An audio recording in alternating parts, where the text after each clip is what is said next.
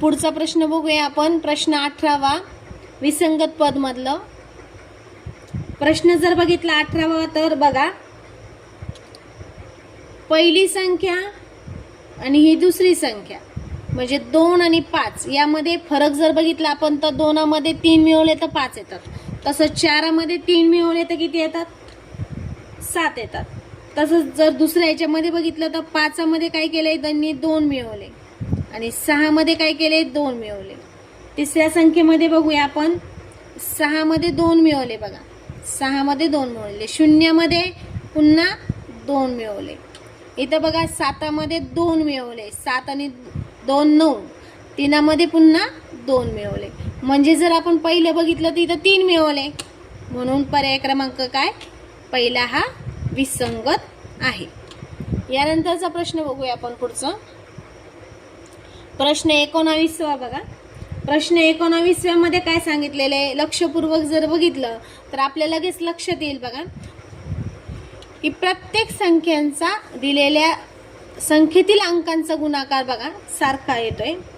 42 6 2 गुणिले 3 गुणिले 2 गुणिले 1 बघा. 42 6 सैंदुने 12, 12 1 12. पुढचं बघूया, 6 गुणिले 1 गुणिले 2 गुणिले 1 6 1 6 सैंदून 12, 12 1 12. पुन्हा 3 गुणिले 1 गुणिले 4 गुणिले 1 3 1 3 3 चौक 12, 12 1 12.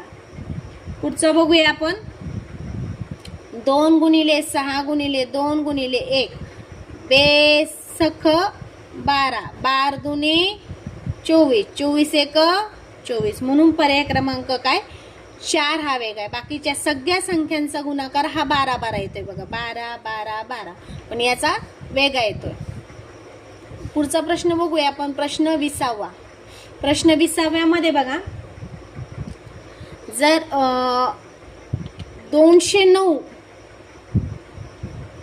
102 136 आणि 119 आपण जर पाहिलं तर 119 7च्या पाड्यात येतात, 102 7च्या पाड्यामध्ये येतात, 136 सुद्धा 17च्या पाड्यात येतात. परंतु 209 हा काही 17च्या पाड्यामध्ये येत नाही. म्हणजेच 209ला 17ने निशेष भाग जात नाही. हे सोपं आहे. 17ने निशेष भाग देऊन बघा, 17ने या 209ला काय होतो?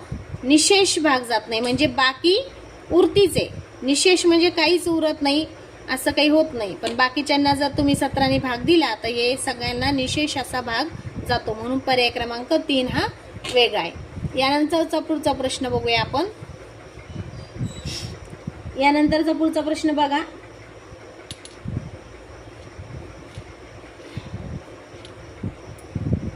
350 222 1008 1342.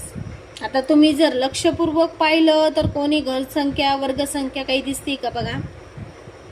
यामध्ये घन दिसतोय बघा, 7चा घन, 7चा घन म्हणजे 343 आणि त्याच्यामध्ये पुन्हा 7 मिळवले, मग झाले 350.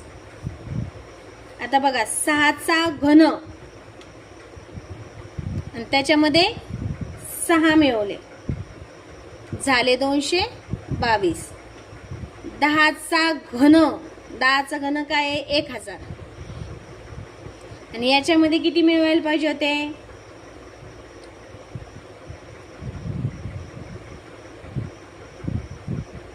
8 मिळवले, म्हणजे हे झाले 1008.